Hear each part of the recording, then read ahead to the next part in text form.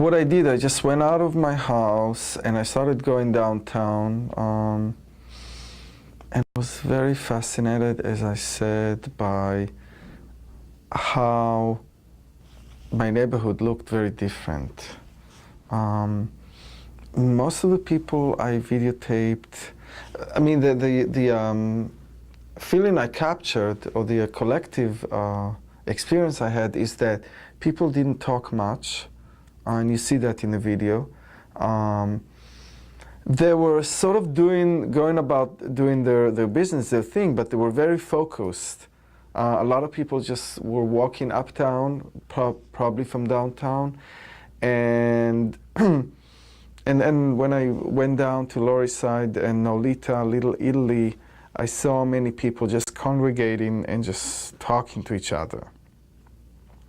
Somebody stop his bike and then talk to passersby or something. And then there was this bar in Little Italy, and I think I videotaped how the jets are hitting the towers and how they crash, and I videotaped over and over and over again, and how people were just so drawn to looking at that over and over again, including me. And what it reminded me is those hours of, let's say, the beginning of the 6 Days War in Israel, or the Lebanon War, where people were still in a kind of disillusion. Not everybody knew what was going on, but people were just very kind of curious, very attentive to each other, and knowing that, you know, there's something above them and beyond them. And this is what drawn me to the whole experience of the 9/11 in New York, because this was the first time I ever saw all the people in New York under the same cloud, because New York is so segregated. And talking about Giuliani times, like, the rich are protected. The police will protect the whatever, people with means, or people that look nice, know how to speak, and perceived as, you know, obedient people. But the police will not protect the minorities in their neighborhood, or will not protect them if anything happens to him where in Manhattan. 9/11, we were all under the same threat, under the same shock. We were all together. And this is something that was, in my opinion, something that I knew that I probably would never have felt, or would never be able to see again in New York. If I would, then, you know, I'm a very optimistic person that people will be together again in New York, which is such a, I mean, New York is the amazing, fascinating place, and people do get together, but under such an intense and condensed time period, or moments, if you will, that we all know, we're all under threat, we all need to look for one another, we all want to see that everybody is okay. And people called each other, people from work, I remember, you know, just having all these phone calls and emails from people 3 weeks after. Are you okay? Is anybody in your office? Everybody safe? You don't ask these questions on a daily basis or under any other circumstances in New York. No. You live your life, they're living their lives. You know, you protect yourself, your property, your career. People are so busy here. So this is what fascinated me, and this is what I wanted to capture. I think really that's what motivated me to even go out. And I had some ideas, so maybe I'll interview people. I was very shy, you know, I'm very, very amateur. But as I said, I was hoping that the camera will capture that. So I went down, and then I think I hit Canal Street. Oh, I also videotaped a lot of the empty streets, like 2nd Avenue and Broadway. I was like, I am videotaping something so historic. When will I ever again in my life? I know it sounds a big deal, you know, to see Broadway without cars. But it is a big deal, and it can only probably happen once in your life. I mean, so you're just able to capture all that quiet, that stillness of the streets. I mean, of course, there were sirens, and so we all know that nothing is still there, but the streets, the physical characteristic of New York, which I love and I feel very connected to. As an urban planner, as an housing planner, as somebody who really connected to the streets of New York, to the culture of New York, it was an incredible experience. You're able to videotape Broadway with no cars on it, to walk on it at 12 o'clock, 1 o'clock. I felt like, again, reminding me of experiences in Israel where everything isn't still under war, but also Yom Kippur, which is a day of atonement in Israel. It's the holiest day in Israel. There's no work, no car movement, hardly anything is in operation. And I was always fascinated by it in Israel, and that reminded me of that. I said, this is such an incredible experience that I will feel like that for good and bad. The good is the stillness or the incredible different experience. The bad or the negative or the other is coming under threat. And also the feeling of togetherness that I only felt in Israel. So you're able to capture that in your new home, and New York was my new home. The other feeling that I had was that I forgot. Can we stop? Because I was just gonna say if you could just say that again. Because I get so excited. Did the mic shift? So what was I going? So we were talking, of course, about what you saw. I know you mentioned already the people gathered at the TV. Maybe you can mention, I think people were around a radio. Yeah. So you were kind of focused on those types of gatherings and kind of the connections people were making at a time of real distress. Right, but there was one point I wanted to mention. New York City, home. Yes, that I never thought that I will ever feel or will ever have these experiences in my new home. That Yom Kippur, let's call it the Yom Kippur, the stillness under a voluntary situation, which happens in New York. It's not under war, and the feeling of threat under real war in New York, which for me was the safest haven in terms of everything. Physical safety, my ability to express myself as who I am, as being gay or being whatever, political, radical politics and all of that. And just being able to feel same feeling in New York, that you're no longer safe, and if anything like that can happen, this is like, I mean, I didn't feel, as I said, unsafe physically, but I knew that something so disastrous happened, and some tragedy in the magnitude that I probably more than ever happened to me in Israel in terms of how many loss of life in such a little amount of time, and I just couldn't grasp it. And actually it took me a long, long time to really feel the pain. I could not feel that mentally. I could not, speaking of being a Holocaust survivor and being able to sense, internalize so many other people suffering or injustice, I couldn't do that here. It was so difficult for me to really feel it, that there were really loss of life. And there's such a huge trauma. It was in a mental level or mind level, but not in my heart and my soul.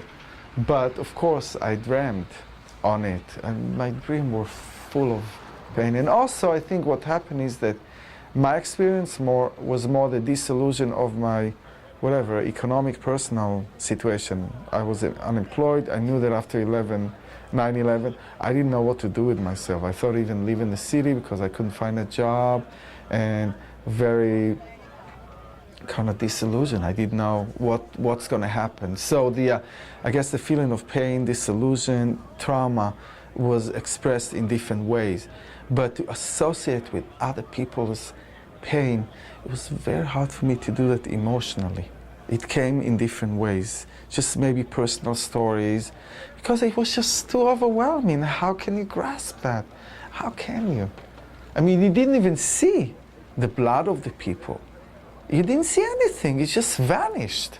The people vanished. The life vanished with, in 1 hour with a crumbling building. So that was it. If we can continue my journey. So I tried to go past Canal, but I couldn't because I was going, as I said, Lower East Side, then Broadway. It was so fascinating. I'm telling you, I felt like a little kid that is videotaping, that I kind of was able to make all the traffic still and everything still. All this store closed.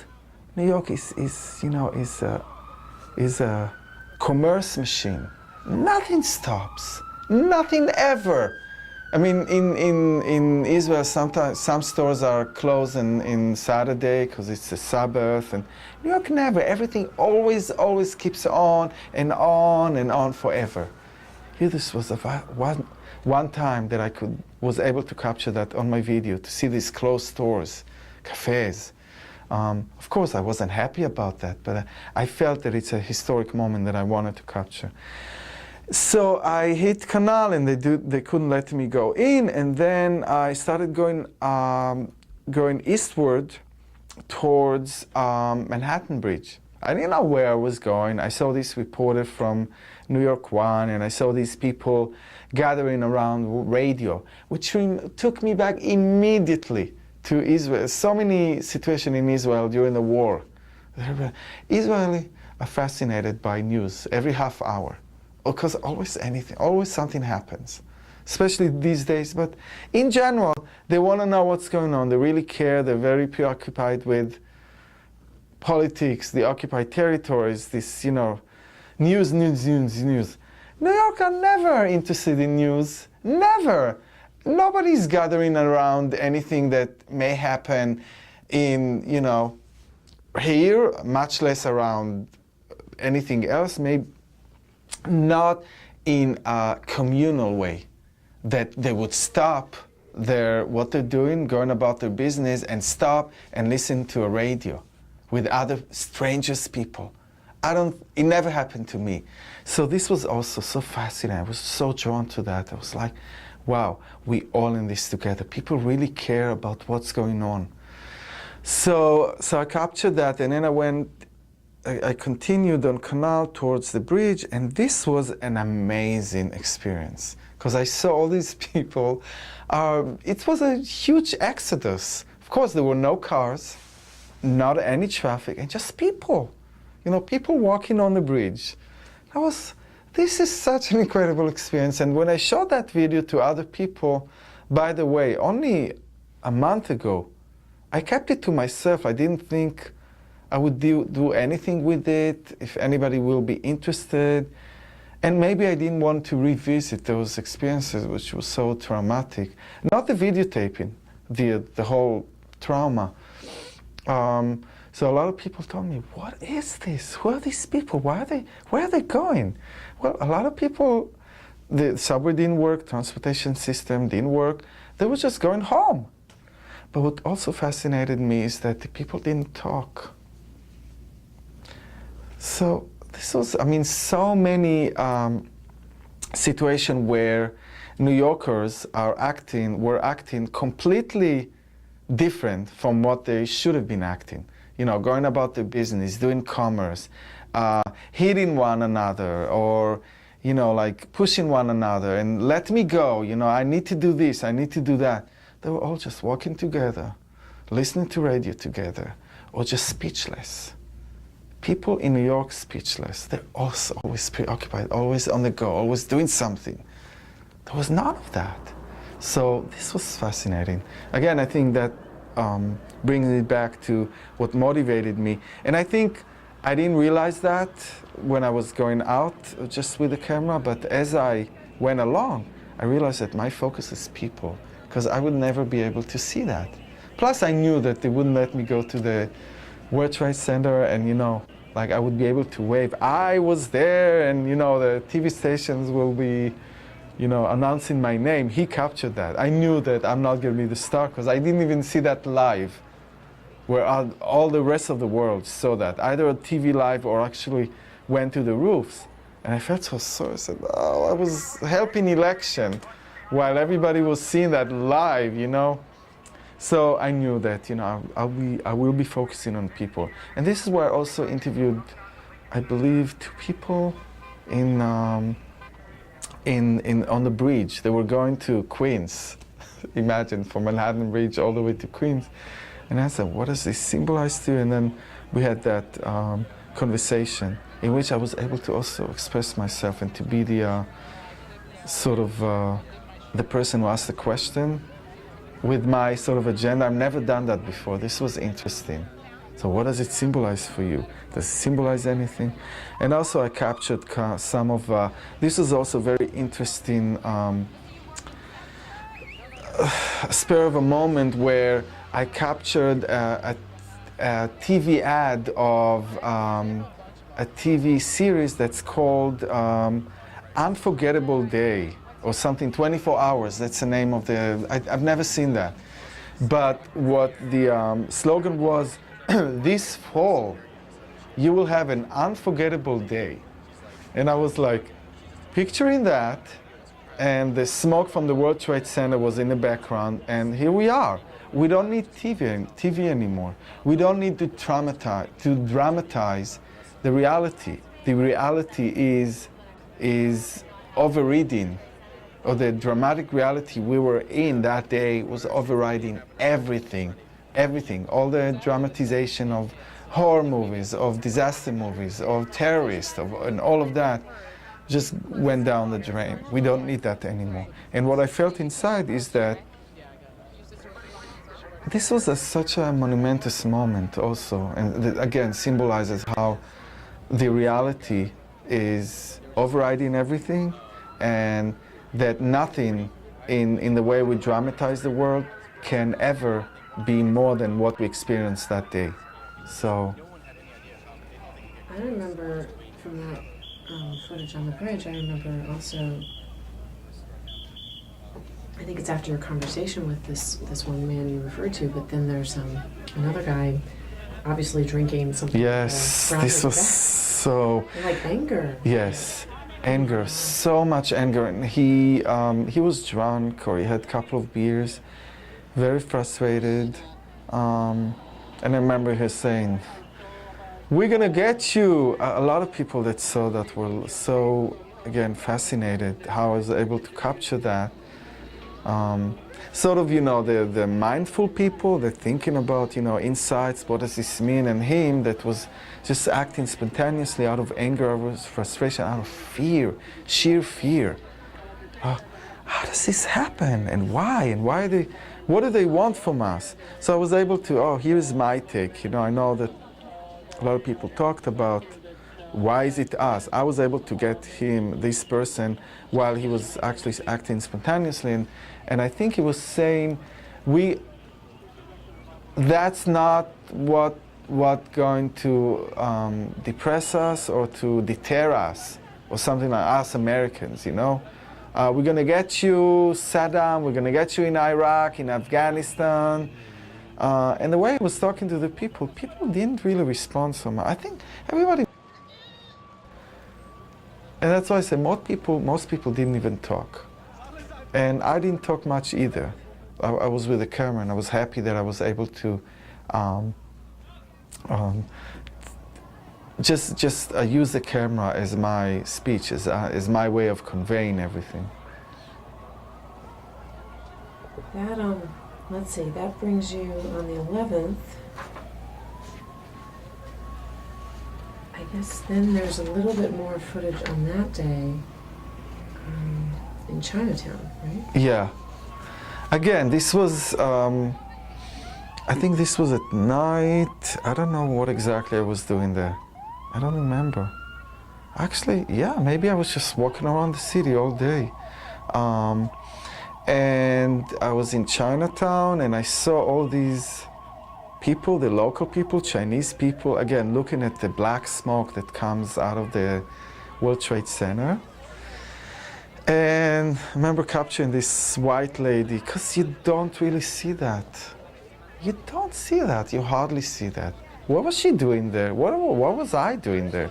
8 o'clock at night, Usually in New York, people need reasons to be somewhere that is not their neighborhood, or it's not their occupation, or their endeavors, or their focus, whatever it is. They're always doing something. So the local people, the Chinese people, probably from the neighborhood, and some other people, just watching and just looking, just like that. And this is what a lot of people did. They were just watching and doing nothing other than that. Was it all surreal that day when you were shooting, or were you firmly planted on the ground, so to speak, or were you kind of walking around in some kind of surreal state? I think the whole experience, I don't know if it was surreal, but it was definitely unimaginable, and that feeling that it's never gonna happen again. I didn't feel that it wasn't a reality, but yeah, I guess surreal mean that it's beyond what you would expect from a natural situation in New York, and that is how people usually act. They act completely different, or you see empty streets, or people, the exodus in Manhattan Bridge. So yeah, it did give me a sense of some surrealism, yeah. Now I think from the date stamp, from what I saw, then you shot 9/12 and 9/13. Maybe explain sort of what got you going on those days to shoot. I mean, did you really want to keep going with seeing people, or what? Yeah. What were you interested at that point after the 11th? Yeah, I think I sort of wanted to continue what I was doing, and that is maybe interviewing more people, maybe again focusing on the people, and hoping that it will be interesting somehow. Again, I don't have a lot of experience in videotaping or doing a movie. So yeah, that's what motivated me to continue. And plus, I think a friend of mine came and was just walking together, and I liked his company, and we were just walking from one place to another near the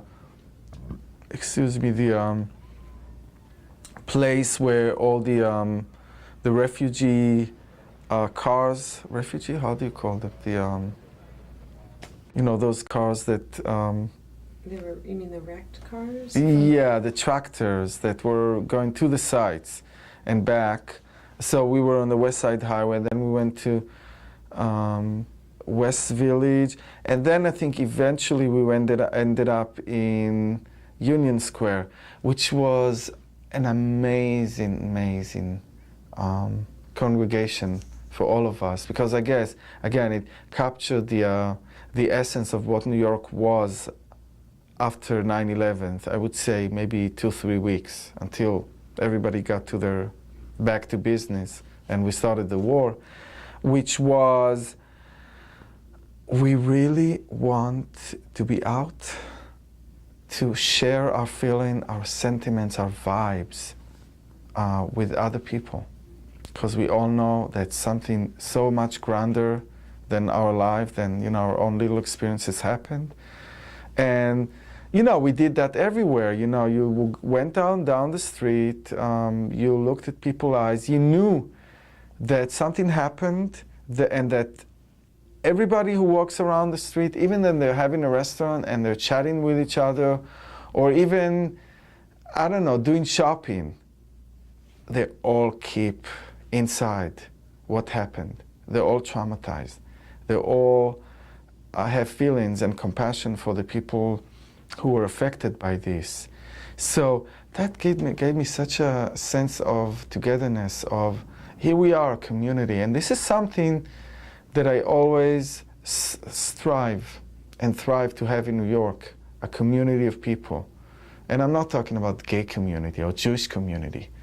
People that can supersede, can override all these conventional identities or conventional identity groups, if you will, and just go beyond everything. We're New Yorkers. What connects us? What do we have in common? Now we have something in common. And the place where it was expressed in the fullest way, in my opinion, was Union Square, and that's why I was drawn to that. Because again, took me back to some feelings and sights that I remember from Israel, where people are just standing still. We have so many stillness moments in Israel where we were supposed to remember all the soldiers that fell, or the Holocaust refugees, or every time something happens in Israel, you got this immediate change of music in the radio to now they're playing Israeli old song or sad songs. So they weren't playing it here, but in a way it kind of reminded me that, because in the Union Square there was a completely spontaneous expression of the moment, of people were just bringing everything, writing everything, playing instruments, talking to one another, or just being. It just came there to be. Where do you have that in New York? You don't have that. People always doing something. Or they go from one place to another. I mean, not everybody. Okay, I can't pretend everybody. I'm sure that there are others. I know I'm not. I live in New York. I'm trying to be, but it's in a safe, secured places, or in a goal-oriented places. You go to yoga. You go to do meditation. You just walk. You don't just walk or go to a public place and just be with others. Unity with others. You knew that everybody feels the same. More or less, everybody. There was no question in Union Square. Everybody felt the same. And what a videotape was just people being. They weren't saying much. They weren't crying. They weren't exerting any, out of the ordinary or sort of focused action. They were just being. And I loved that. This was so fascinating. I also videotaped a lot of what people wrote. And I really focused. I took the time to read it. And while I was reading, the camera was on because I wanted people to read it. And whenever I show it to people, I want people to read it, because this was also the essence of New York for me in the first 2 weeks. And this is the only thing I sensed. What I sensed, what was written there. And you should show that on the, I hope, more than my interviewing anything, because this is how people felt. They weren't feeling anger, pure, sheer anger about what happened. They felt compassion. They felt that something so much grander than themselves happened, and that the expression of anger or the brutality of terror that was inflicted upon us is an opportunity for us to seek for a better place, to start opening our eyes. And this is the only thing that I saw there. Just talking about peace, about understanding one another, about understanding that we're all in this together, as New Yorkers, as people of the world. And it was so amazing, again, amazing experience. And I was so sad, by the way, that they dismantled everything after 2 weeks. I felt, this was our place. How dare you, in the name of whatever, public safety, or there's no reason in the world. And I want you really to, this is more important than mostly anything, because I'm always preoccupied with policy, with, this is our public space. We live in the city, we pay taxes. We decided that this is our congregation, okay? Now, you're not allowed, or it's not right for you to dismantle that without asking us whether we want to even transform and convert this park altogether to a monument, or whatever it is that we think is appropriate. Because what you did, you took our own commemoration place away from us, because it's a public park. I don't know whether there was discussion, whether they removed all the props or whatever it is that was built there to another space, but we decided this is our space. You should have let us discuss it and choose to maintain it the way it was. And I was thinking, okay, it's a park, it's a public space, it's been used, it's this and that, whatever. And I said to myself, what can possibly happen more than this atrocity to enable us to decide that this is ours? And this is more important than a regular park. Or at least, leave one space. What they did, they also wiped out all the things that were written, which were all about love and peace. So, you know, when I think about conspiracy theories, you know, I mean, here's the proof. Why did you do that? It wasn't anything that was taken away from the public. It was enhancing. So I was very, I felt very angry that they took it away from us. Do you feel with the dismantling that also the mood and spirit, was it kind of like going at the same time? Yeah. Changing? Of course. I remember my friend Jennifer, she said, you know, they couldn't afford themselves maintaining or retaining this proof of togetherness, of community, of this is our place. This is where I said before that it was hard for me to feel the pain. In that space, this was a sanctuary for me. I always came back to that. This was a safe place. I knew that people will be able to just feel sad and just be there and just be. So I feel they couldn't afford showing that or retaining this focal point of this is a place of commemorating the brutal terror, but also a place for understanding that we're all in this together and leave all these statements and whatever was written on the statue, what the little statues that people created, and also, you know, to use that as continuation of, you know, the social gathering. People, I don't know what people do that. They did whatever they wanted. And this is what public spaces are for. Because I'm still infuriated how the public spaces are being taken away from the public in New York City. See, everything for me is so connected, Many parks were taken away. And you build those fences and just dictated to us what we should do and what we should not do in the park, where we're the people. We should determine what use should be more appropriate based on whatever it is that the city is going through, whether it's social, political, and war situations, you know? So. And you were not only in Union Square, I don't know if you felt the same way about Washington Square Park. But oh yes, there was. There, and there's like this formation of a group. Yeah, I mean, this was so. Do you know which day? Maybe you can also preface by saying because I think that was on September 12th. Yes, this was the next day. And in fact, it happened before the shot in Union Square, I think. Yes. I think, yeah, in the hour. So, all right, so now maybe you could start by saying, so then on September 12th, and you went to Washington Square Park and what you saw there. Okay, so on September 12th, the next day, I went to downtown, then we moved through the village, and we somehow got to Union Square. I'm sorry, Washington Square Park. And there were some discussions of it's always, you know, in my opinion, bogus discussions. It used to be. It's not anymore. It's become a touristic, and a place that it's completely controlled by the police. You can't do anything there, especially if you're, you know, not a white person. But you don't have to quote everything I say, my politics. At some point, I saw people just forming this huge circle around the fountain in the middle. And I knew that nobody had decided to do that. I knew that. I didn't need anybody to tell me. Because you see, those days, I knew that a lot of things are happening from a completely spontaneous place. Nobody told anything, oh, let's hold hands.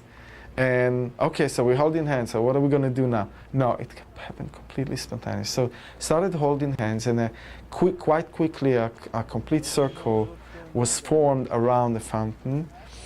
And people were just holding hands and holding hands for a couple of minutes. Again, speechless, saying nothing. And he didn't have to say anything. That you didn't have to say anything. You just wanted to be with one another. You knew that this is a unique moment where you feel what other people feeling. But a lot of time we feel other people's feelings, even in a different situation, in ongoing daily routine, because things happen. You know, you have a siren, you have whatever, not explode, something brutal, but something happens, and then people are, paying attention. Of course, it's a minute, but over there, you knew what happened, and you acknowledged it. And the acknowledgement is the something that was so unique that day. Because you knew that you holding hands, you want to be with one another, but you also take the time and you stay there for a couple of minutes to acknowledge that where we are, we're feeling one another, we're all traumatized, and we want to recognize that, to really, how do you say, to recognize that moment as sacred. And it always, if I was a religious person, I'm a spiritual person, but I could have said, oh, how the spirits are connected, or it's religious, it's God, all of that. It doesn't matter. It was acknowledgement of that we're all in this together by holding hands. And that's an action that people do when they want to recognize something. They either sing together, they dance together, or they're just holding hands together. So. And that happened, then you were saying we didn't really get to see this, but then I think that happened a couple other times in your footage, right? Where people just... Day. Well, people holding hands and singing? Yeah, right. And then you were saying a group of Filipino people? Yeah. At the end, yeah, it's at the end of the tape. Well, I did try to capture, and I think I did that. I don't remember all the footage, but there were a couple of times where I captured just a group of people. It was Filipinos or some, I believe it was some religious group of maybe Koreans or some people who were just singing the wrong song. I didn't even understand the language, but I knew that, I'm part of that. They're singing about that. And also I remember that group of Filipinos, because again, it was such a good example of, they were singing "We Shall Overcome." And that's what I love about New York, because, they were singing it in their accent, not only accent, but their intonations. And I'm so sensitive to that, because I have an accent myself, very sensitive to different groups of people, how they adopt the American language or culture or music in their own way. I love about it. And that you see in New York. So they were singing, it was so funny. It almost sounded like a different song, the "We Shall Overcome." Yeah, so this was beautiful. It was also in Union Square. And this was also a special moment because I wasn't exactly sure how the other people are going to understand what it is that they were doing. Like, okay, we shall overcome, we shall overcome. But again, when you think of it, these are the songs that people sang. It's not our war songs. We shall overcome, that means we underwent the trauma, we shall overcome that. But in that moment of Union Square, it was also we, as a people of the world, we want to overcome this. We want to understand what happened, how it affected all of us. And it did affect all of us. All of us. There were so many nationalities there, so many Israelis, Jews, so many Muslim people. So... Do you know what day it was that you shot that? Can you remember? I don't know, will it be on your... Did you probably have the date? Yes, everything, the dates are there, but I believe it was September maybe 13th or 15th, or maybe 15th, because it's at the end of the day. Maybe it was on the weekend, because that was the Saturday. Oh, it was. So it was on the weekend. Yeah. As you see, I kind of stopped at one point going around with a video camera. And the one other thing I wanted you to just emphasize, I'm getting to sort of the end of my questions, but the one other thing I wanted you to emphasize was this heated discussion. I think we're in Washington Square Park at that point. Oh, yes. And how black people are treated and foreign policies. And what was that?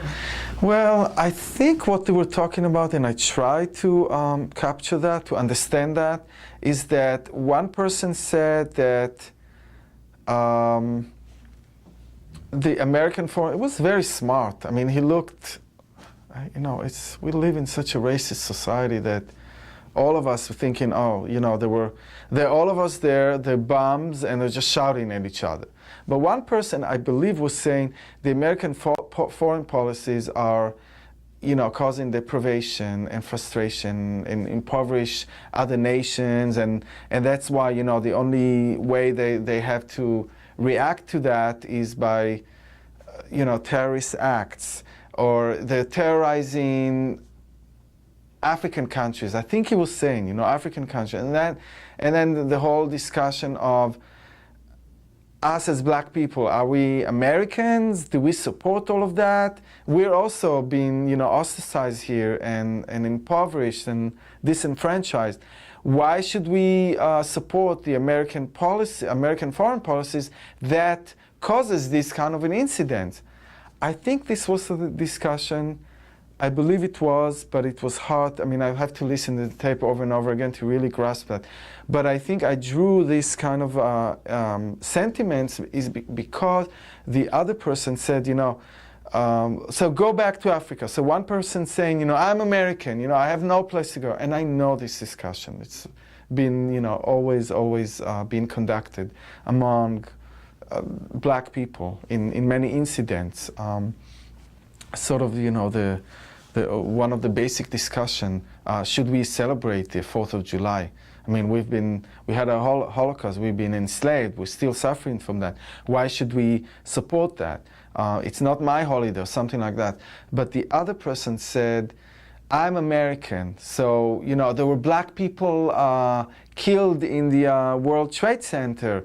Don't you feel, we should go and bomb the Afghan people and all of that. So this was interesting. Now, I should say also that after that incident, and during the course of that incident, a police car came. I wish I had shot that, but I felt unsafe. A police car came, and one policeman, 2 white police officers, obviously, a police car came and drive in the park. And one policeman started approaching one of the guys that was participating in discussion, and it was like started to talk to him. It's like, what's wrong? Why are you shouting? And I was so angry because I felt this was after I saw that monumental state where people holding each other and feeling each other and understanding we're all in this together. Why do I need to see that?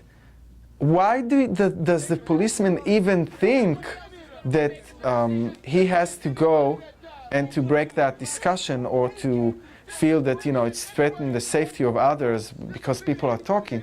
So I approached the officer, and so what happened? He went to this guy and started grab him and probably just take him to arrest him or something. So his friends were saying, stay calm, the way they always have to. Stay calm, don't say anything. And I approached the police officer, or the other police officer, and I told him, what are you doing? Why are you doing that? He didn't say anything, he didn't do anything wrong. Please leave him alone. Please leave him alone. And I think I felt the confidence because I thought, they wouldn't hurt me. They understand that we're all in this together now. I mean, this was, I believe the next day, September 12th. And my friend was also black. So I was protesting in a way that in this time you should not continue to do what you're doing, and that is harass people and just looking for ways to what's the word? I'm very, can we stop for 1 second? Just continue what it is that you're doing, and that is, just put a law and order. There's no need for that right now. Please, look what's around you. And so many policemen were killed. Policemen should be with everybody else now. So let them do their thing. They're not going to hurt each other. Believe me, trust all of us, okay? We're not going to add anything to the, the chaos that's already there. We're together. So just let them do their thing and stop thinking in a racist way. This is your opportunity. Stop that. And this is why I felt the legitimacy to approach that policeman. Of course, he ignored me completely. Like, who am I? And I think eventually they left him alone. But it did not happen it wouldn't have happened if me and others were saying, leave them alone, he's okay, he didn't do anything wrong.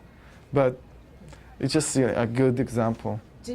So now, whatever point you want to choose, because you talked in terms of 2 weeks out, 3 weeks out, things seem to go back to kind of their normal state in New York. Yeah. So let's say overall, has New York changed?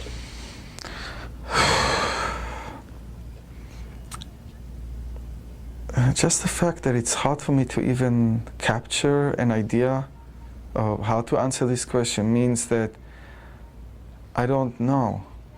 I think the reaction of the people in New York or Americans as a nation was to react instead of be, instead of use that opportunity to contemplate, to try to understand what happened and what we have done, how we contributed to all of that. And also, recognize and remember that experiences that we had that day, the day after, and the preceding weeks. I don't know. I can't say that as a collective entity we did that. But I do believe in the human experience and the collective experiences that we're undergoing as a power, as a force that, I don't know how to say that, as a force that is there and can be manifested in more than one way, which is, I could have expected, okay, so there's a movement gonna, come up with that and change the whole world. Or let's say that's gonna enhance the anti-corporate globalization movement, because the association to me is very clear how foreign policy is being dictated by economic interests that are controlled by powerful corporations or people or entities in the world. That did not happen, or maybe it's in the process. So I do believe that we were all affected by this, that it's a slow process, that this is only one incident. I think the world right now is undergoing an amazing turmoil that did not happen just in 9/11. This was maybe the manifestation of things that were happening, and we're talking about big processes of economic, social, all of that. So I think this was just one incident. There are so many local conflicts now that are bubbling, including the Middle East, many others, India, Pakistan, what's going on in China, things that we don't know about, and people in control don't necessarily have the interest to expose it to us. But I think you asked about New York. I want to believe that New York has changed. But I think that it's not, I can't put a point on one expression or one area or another.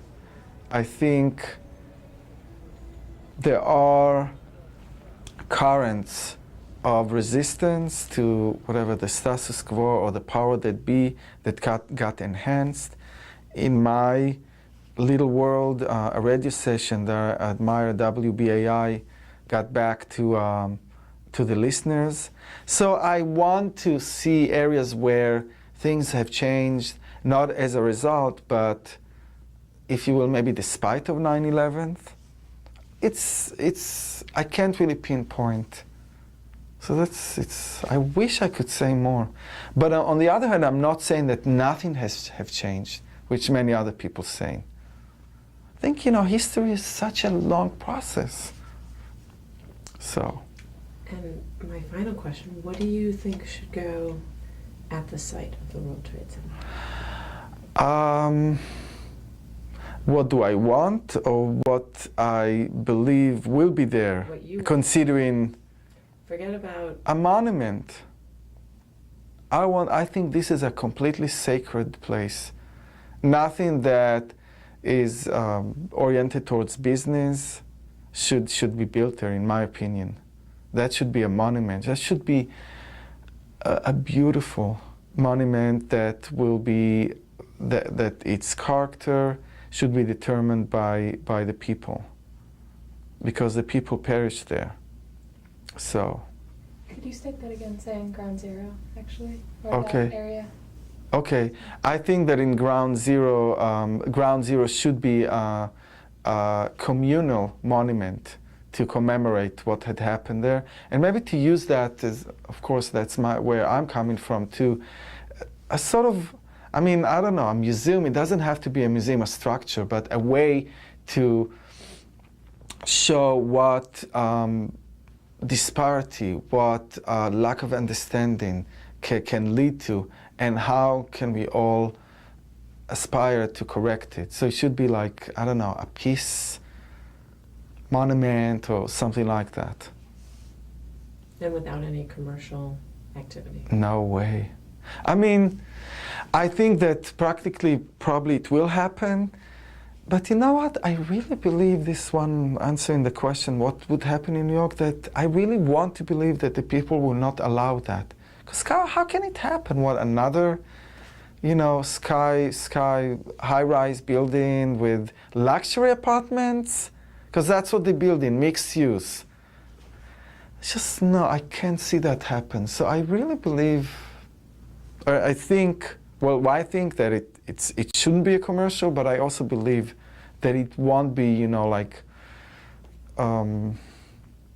what's the word? I'm really tired. That it won't be strictly commercial or overtly commercial, because it's going to be a little distasteful. So. Now, I know we've said a lot of things. Oh, God. So my absolute final thing is, do you have anything else you want to say? I think I've said so many things. So I trust that you and your editors will be able to express what I said through the footage, rather than me saying, I believe in peace in the world. And, well, you know what? I'm going to say some things. I love New York. I always believed in New York. And I always strive to express who I am in this wonderful city with so many opportunities of self-expression. Is this connected to the 9/11? I don't know, but that's what I want to say. That's nice. Thank you so much. Oh, God, I feel... As long as none of our